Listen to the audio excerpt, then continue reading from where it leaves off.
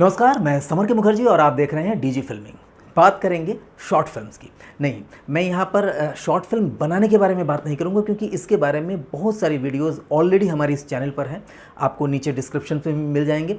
मैं बात करूँगा ऐसे आइडियाज़ की जिस पर आप शॉर्ट फिल्म बना सकते हैं, यानी 2 स्टोरीज़ मैं बताने की कोशिश करूँगा आपको, जो बिल्कुल नया है और आप अगर इसको सजा संवार लें तो आप बड़े ही आसानी से, बहुत ही कम बजट में, इवन देन मोबाइल से भी यानी स्मार्टफोन से भी अच्छा शॉर्ट फिल्म बना सकते हैं। तो जो हमारी पहली फिल्म है उस फिल्म का नाम है फ्लाइट नंबर 285 यानी उड़ान संख्या 285। देखिए, आप उड़ान संख्या को चेंज भी कर सकते हैं, दूसरा भी कोई उड़ान संख्या। मुझे ऐसा लगा कि फ्लाइट नंबर 285 एक होना चाहिए।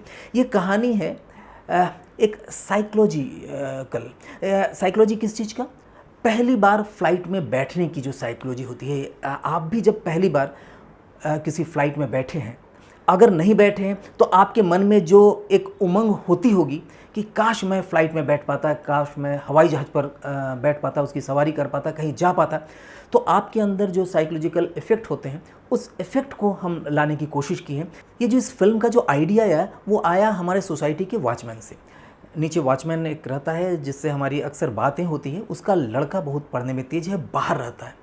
तो इधर हमने पूछा कि क्या भाई, क्या है तुम्हारा लड़का कहाँ है? तो बोला कि सर कोविड की वजह से तो वापस आ गया है, और लेकिन एक चीज़ हो गया है कि वहाँ से फ़्लाइट से वापस आया, ट्रेन से जगह नहीं मिल रही थी, हम किसी तरह से फ़्लाइट का टिकट कटा के दिए, उसका तो गधा जन्म छूट गया। हम कहे गधा जन्म क्या होता है?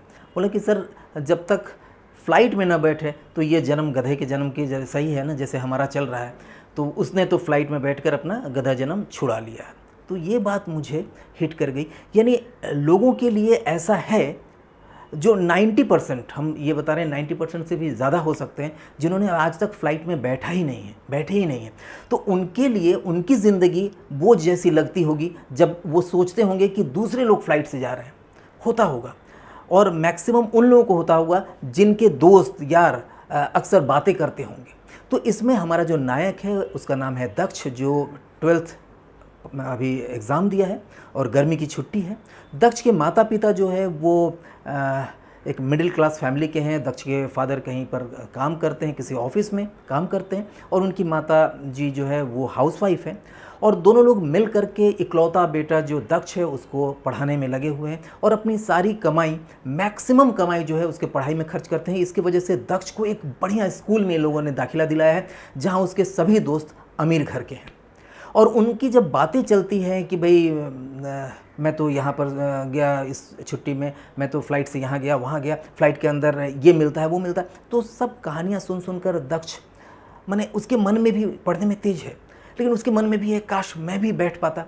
लेकिन उसके माता पिता ये समझाए रखते हैं कि ये हमारे लिए नहीं है, फ़्लाइट में सब बड़े लोग जाते हैं, बेटे तुम भी बड़ा हो जाना, तुम भी पढ़ो, इसीलिए तो तुमको पढ़ाई के लिए हमने आगे बढ़ाया है, इसीलिए इस स्कूल में दाखिला दिया है ताकि आप पढ़कर इतना बड़े बन जाए कि आप भी फ़्लाइट से जा आ सकें। अच्छा, उनके माता पिता भी कभी फ़्लाइट में नहीं बैठे थे अभी तक, लेकिन पिछले दिवाली में दक्ष के फादर को दिवाली का बोनस मिला था। उन्होंने चुपके से उस पैसे को कहीं सेव करके रखा था और इस बार उसी पैसे से कहीं पर डिस्काउंट में टिकट मिल रहे थे, तो 3 टिकट उन्होंने देहरादून के लिए लिया कि भाई देहरादून मसूरी हम घूमने जाएंगे। और ये चीज़ किसी को नहीं बताया।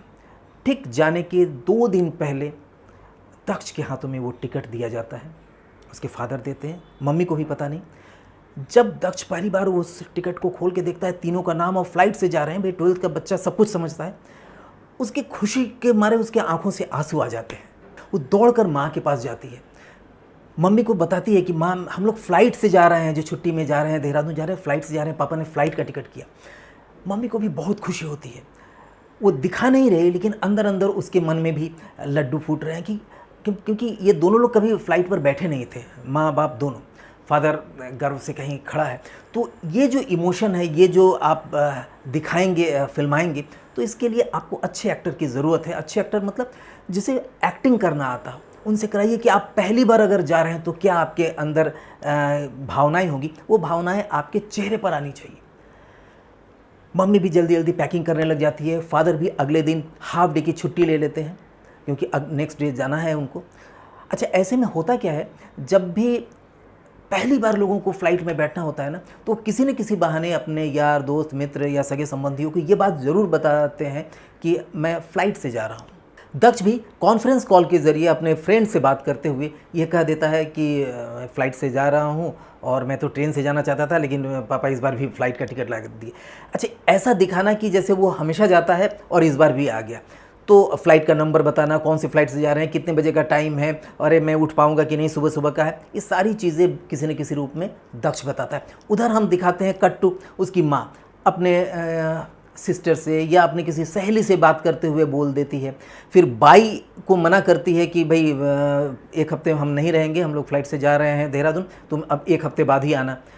तो बाई के पास फ़ोन नहीं होता है, तो बाई बोलती है कि कैसे हम जानेंगे कि कब आप आए हैं। बोले हम लोग का टिकट वापसी है ना, फ्राइडे को हम लोग आ जाएंगे, उसी दिन तुम आना। तो ये कह कर के वो भी शांति पा जाती है कि हमने फ़्लाइट की बात कर दी कि हम लोग फ़्लाइट से जा रहे हैं। और अपने कलीग को उसके फादर भी बोलते हैं, भाई संभाल लेना, अपना काम देख लेना, एक हफ्ते का अगर कुछ होगा तो फ़ोन से कर देना, क्योंकि सुबह सुबह की फ़्लाइट है, हम सुबह बात नहीं कर पाएंगे। तो किसी न किसी बहाने से ये आपको लिखना है डायलॉग्स, हम कुछ आपको क्लू दे रहे हैं कि किसी न किसी बहाने से वो ये बताते हैं कि हम फ़्लाइट से जा रहे हैं। और ये चीज़ अगर अच्छे ढंग से आपने संवाद प्रस्तुति कर दिया तो लोगों का इमोशन उसके साथ अटैच कर जाएगा।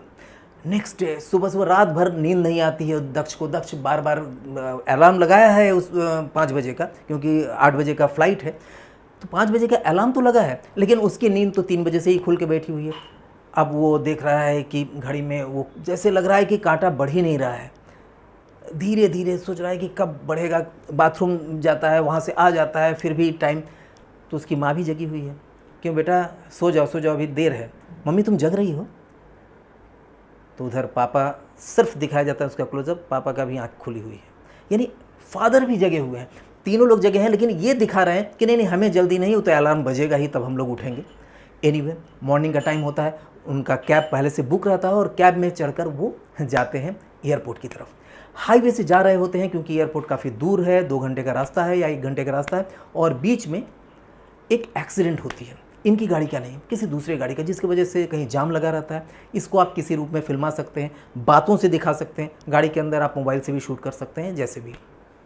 एनीवे वो लेट पहुंचते हैं एयरपोर्ट पर। उनको पता है कि अभी फ़्लाइट उड़ी नहीं है, लेकिन उनको बोर्डिंग पास नहीं मिलता है, और ये चीज़ वहाँ के अंदर जाकर दिखाने की ज़रूरत नहीं है। आप यहाँ पर ही बैठ कर गाड़ी के अंदर बैठे हैं, तो बाहर से जा कर के वो पूछते हैं उसके फादर, फिर फादर दौड़ के आते हैं और अंदर आकर के बताते हैं कि फ़्लाइट तो मिस कर गई, हम लोगों को बोर्डिंग पास नहीं मिलेगा। एनीवे बहुत बड़ा सदमा लगता है। आप सोचिए, जो पहली बार फ़्लाइट में सवार होने के लिए जा रहा हो और उसको फ़्लाइट मिस कर देता है, और चूँकि वो जो टिकट है वो किसी डिस्काउंट कूपन के थ्रू लिए थे, तो उसकी वापसी का कोई पैसा उन्हें नहीं मिलना है कि वो दोबारा भी टिकट ले सके। ऐसी पोजीशन उनकी नहीं है, उनको वापस आना है। अब वापस आते समय उनके दिमाग में, उनके दिल पर, उनके चेहरे पर क्या चल रहा होगा, इसको फिल्माना है, क्योंकि उनके मन में चल रहा है। उनकी माँ सोच रही है, जो हाउसवाइफ है, कि हमने तो बाई को 7 दिन के लिए मना कर दिया, उसके पास फ़ोन भी नहीं है, हम कैसे उसको बुलाएंगे, और घर में इतना सारा काम, और घर के अंदर जो भी फ्रिज में रखा हुआ सामान था, फल थे या सब्जियां थी, सब फेंक दिया जाता है या किसी को दे दिया जाता है। अभी घर में जाने पर कुछ नहीं मिलेगा, साफ घर है, क्योंकि 1 हफ्ते के लिए वो लोग गए हैं। अब दक्ष सोचता है कि मैं अपने फ्रेंड्स से क्या कहूँगा, उन लोगों को, तो लोग तो बहुत मज़ा लेंगे कि अच्छा तुम्हारा फ़्लाइट क्या हुआ, ऐसा। तो ये सोचते सोचते आ रहे हैं, उनके ऊपर जो स्थिति है उस स्थिति को उसमें दर्शाना है, म्यूज़िक के ज़रिए, कुछ डायलॉग्स के ज़रिए, कुछ उनके मन के अंदर डायलॉग्स चल रहे हैं उसके ज़रिए। ये अच्छा, आते समय ये सारे लोग कहीं ना कहीं से भगवान को दोष दे रहे थे, ये भगवान हम ही लोगों के लिए ऐसा क्यों की, इतने बड़े बड़े लोग हैं, उनका तो कभी नहीं होता है, हम लोगों को पहली बार ऐसा मौका मिला फ़्लाइट से जाने का, और इसको भी छीन लिए। आपको हमारा सुख दिखाई नहीं देता, चाहे वो लड़का हो, चाहे माँ हो, चाहे फादर हो, कहीं ना कहीं से इस तरह से उनके मन में ये क्वेश्चन उठ रहे थे कि ये भगवान का किया हुआ, क्या ज़रूरत थी इस तरह की एक्सीडेंट होने की, हम लोगों को पता रहता हम लोग और पहले आ जाते। एनीवे आते हैं, दरवाज़ा जैसे ही खुलता है उनके सामने एक ऐसी चीज़ आती है जिसके वजह से उनका पूरा जीवन चेंज हो जाता है, और वो थैंक्स करते हैं गॉड को, धन्यवाद करते हैं भगवान को कि भगवान आपने मुझे बचा लिया, अगर आज हमारा फ़्लाइट मिस नहीं होता तो हम बहुत कुछ मिस कर जाते। तो वो क्या चीज़ था, वो क्या क्लाइमेक्स था, ये आपको सोचना है, आपको लिखना है। इस फिल्म को जितने भी अच्छे ढंग से आप लिख सकें लिखिए। आप जो फिल्मा सकते हैं उतना ही करिए, क्योंकि मैंने पहले ही बताया इसको आप चाहे डीएसएलआर में से फिल्माइए, मिररलेस से फिल्माइए, इवन देन मोबाइल से भी अगर आप फिल्माना चाहेंगे बहुत अच्छा से शूट हो सकता है। और ये मत सोचिए कि कैसे हम रास्ते का सीन लेंगे, ईजी है। कोई भी कैब, कोई भी गाड़ी के अंदर आप पूरा शूट कर लीजिए। एयरपोर्ट दिखाने की ज़रूरत नहीं, उसके बाहर भी आपने लगा करके कर लिया तो भी काम चल जाएगा। घर के अंदर का सीन है, 3 सिर्फ पात्र हैं, उसके अलावा हाँ बाई है, तो बाई को वो दूर से भी बोल सकती है, बाई का चेहरा दिखाने की भी ज़रूरत नहीं है, अगर आप दिखा दें तो अच्छी बात है। तो इस तरह से इस फिल्म को अगर आप अच्छे ढंग से शूट करके बना लें, इमोशनल बनाएं कि लास्ट का जब सीन हो तो लोग कहें कि वाह क्या बात है। कमेंट बॉक्स में कमेंट करिए ना कि लास्ट में क्लाइमैक्स क्या होना चाहिए। और आज फिल्म को आप लोग बना सकते हैं, इस पर कोई कॉपीराइट नहीं है, आप लोग आराम से अपने नाम से इसे तैयार कर सकते हैं।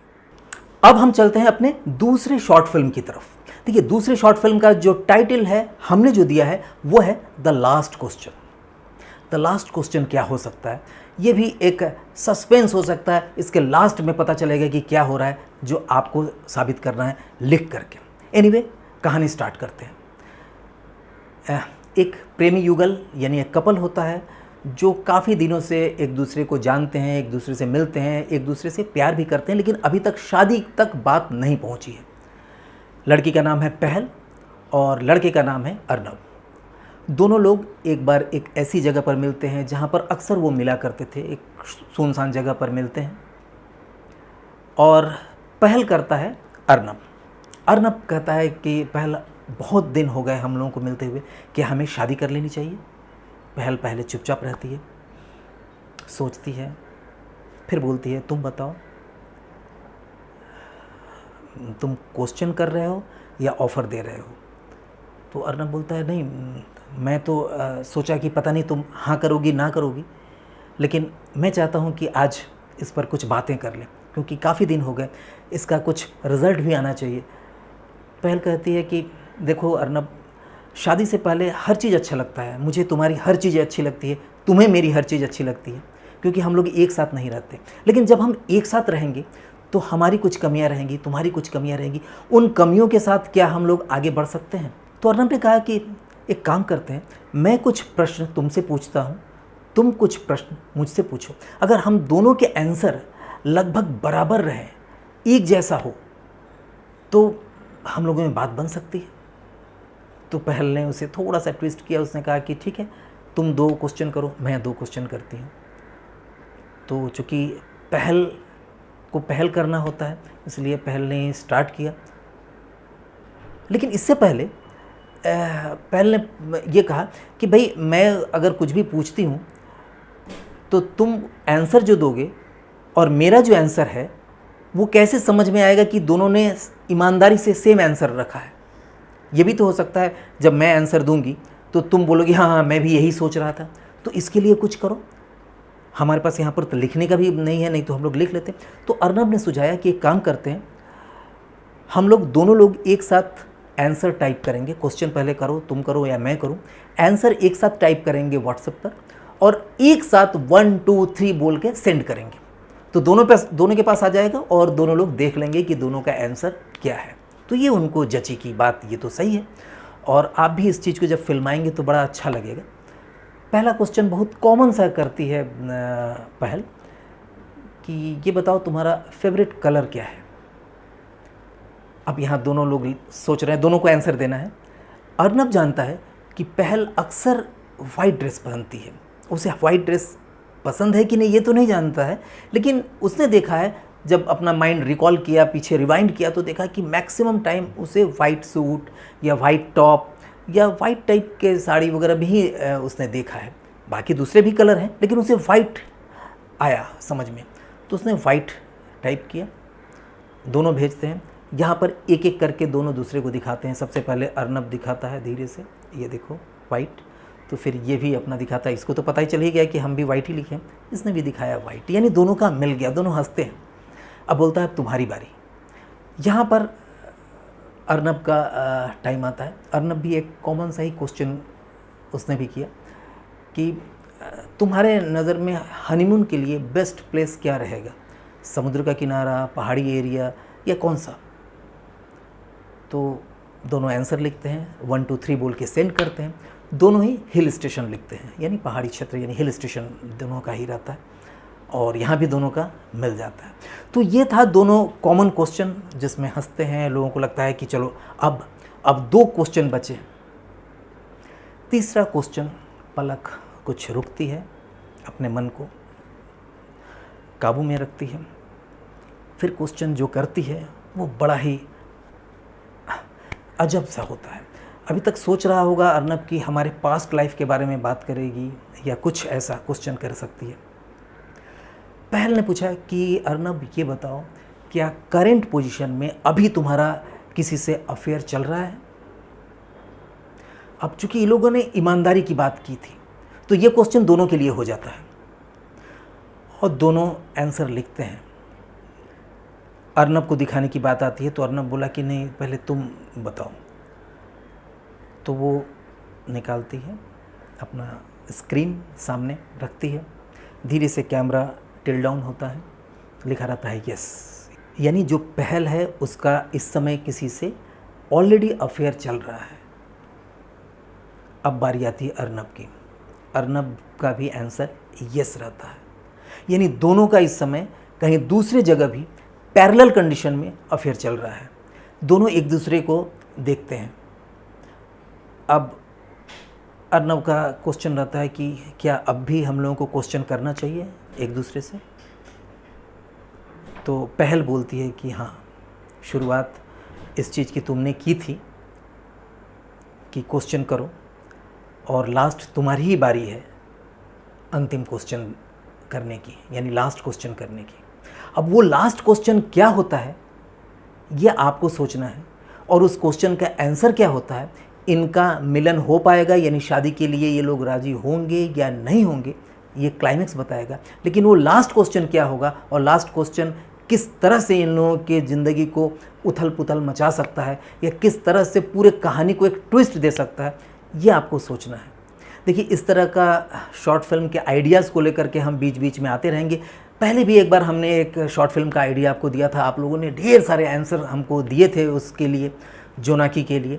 तो इसका भी आंसर दीजिए, कोशिश करिए, ताकि हमको पता चल सके कि आप लोगों का थिंकिंग पावर क्या है। और इस पर भी अगर आप फिल्म बनाना चाहते हैं तो बना सकते हैं। बहुत ही सिंपल है, सिर्फ 2 एक्टर की कहानी है और 3 तरह के शॉट आपको लेना है, यानी एक 2 शॉट और 2 OS यानी ओवर द शोल्डर शॉट। बस इतने शॉट लेकर के आप अच्छी फिल्म बना सकते हैं। बस इसके अंदर कंटेंट जो है वो ज़बरदस्त होना चाहिए। तो हमने जो स्टार्टिंग की कंटेंट दे दिया है वो बढ़िया है, आपको एंडिंग इसका अच्छा करना है, और एंडिंग करके लिखिए। और आप ये बताइए कि क्या इस तरह के और भी स्टोरीज़ को लेकर के मैं आगे भी आऊँ। नमस्कार। डीजी फिल्मिंग के जरिए ऑनलाइन फिल्म मेकिंग सीखना वाकई में आसान है।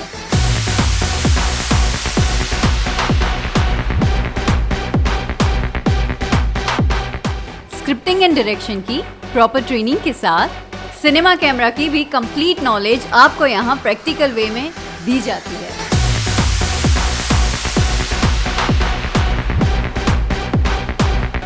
हमारे इफ्ता ऑनलाइन कोर्सेज में professional editing and post production training के साथ साथ हर एक प्लेटफॉर्म पर फिल्म डिस्ट्रीब्यूशन एंड रिलीजिंग की पूरी जानकारी मिलती है।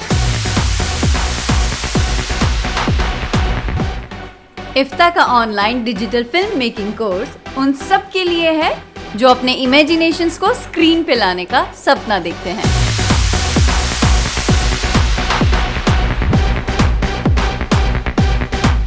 तो अभी फोन कीजिए डीजी फिल्मिंग को इस नंबर पे। If your dream is to become a part of Glamour World by becoming a professional filmmaker, join the IFTA online filmmaking course today.